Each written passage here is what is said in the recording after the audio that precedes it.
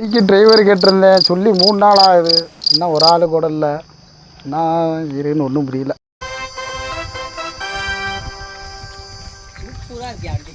அண்ணே இந்த வண்டி வாடகை சொல்லியிருந்தாங்கண்ணே.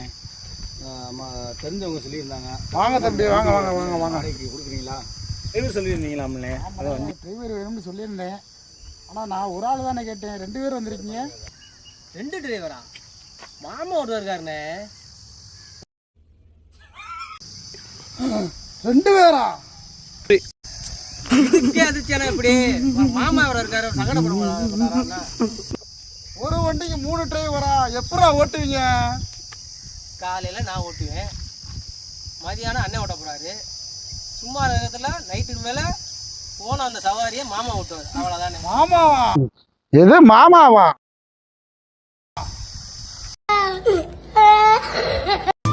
வீட்டு போகுது, வாடகை எப்படா கொடுப்பீங்க?